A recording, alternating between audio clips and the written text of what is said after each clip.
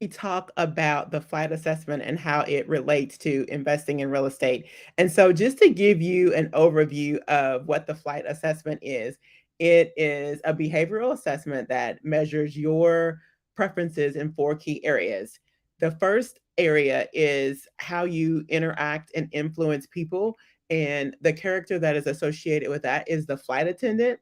And then there is the grounds crew, that's your preference as to your pace in the environment, like how fast do you like to go, or do you like to are you a little bit more smooth, slower, laid back, ask a lot of questions, or are you like an air traffic controller, which is your preference as it relates to other people's rules and procedures? You're typically very, very analytical and strategic and structured, and you operate in steps.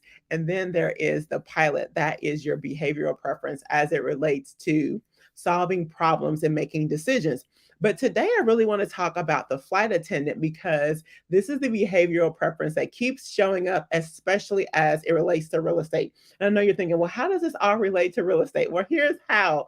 We and I have consistently said, and if you're around anybody who is dealing with real estate, they will tell you that it's all about relationships, right?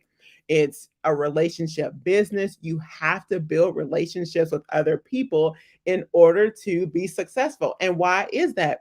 Because there are so many pieces to the real estate puzzle that if you just depend solely on just you, it's going to be extremely hard for you to be successful in real estate because you just need so many people. Like you need a real estate agent and a lender and a property manager and a construction team. There's so many a security team. There's so many pieces to this puzzle that you cannot do it by yourself. So you have to build these relationships. And I have said relationships, relationships, relationships.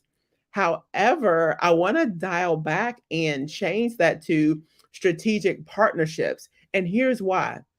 When we talk about relationships, that's when our feelings get into the situation.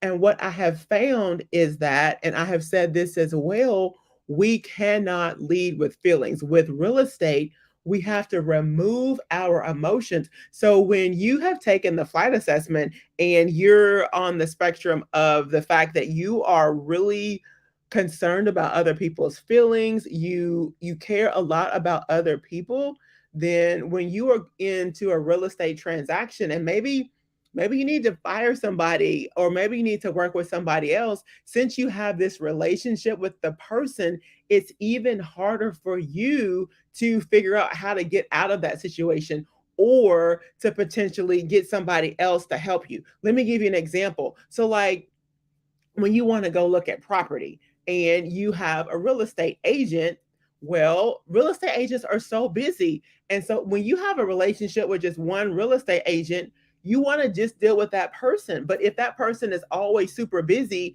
and we know that with real estate, deals come and go so quickly, you may be in a position where you're like, oh, you're so busy, but I want to reach out to somebody else. And so you're kind of torn because you feel like you're in a relationship with one real estate agent, but you would like to have a plethora of agents to work with in order to make sure that you get to see the property that you want and you don't want to feel like you've missed out on something.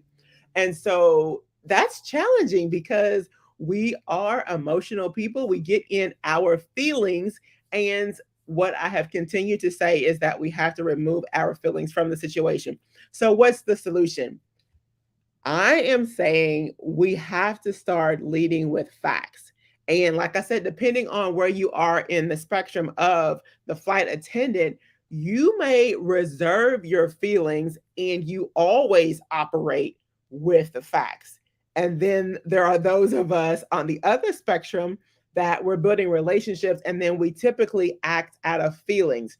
So the challenge then becomes to make sure that you are in the right rhythm when it comes to interacting with other people and these partnerships, these strategic partnerships that we need in order to be successful in real estate investing. So, my suggestion and my solution is ask yourself, am I operating in my feelings or am I leading with facts?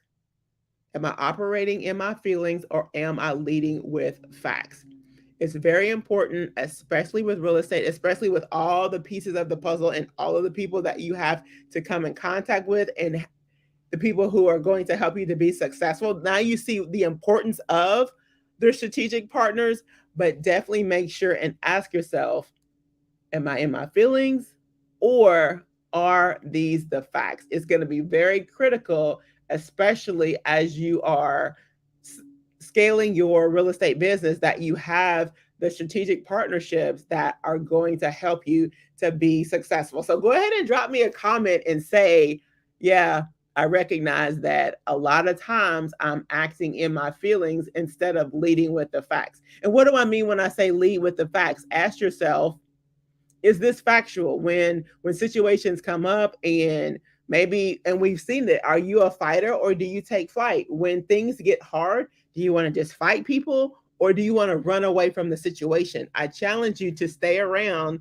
have the right conversations with the right people so that you don't mess up your real estate career when it really was about having a conversation with the right people so that we can all get the right outcomes. So drop me a comment. Do you typically lead with your feelings and you understand that maybe it's time to start leading more so with facts instead of feelings? Well, I'm Dana. That's your live for today, and we will talk again soon.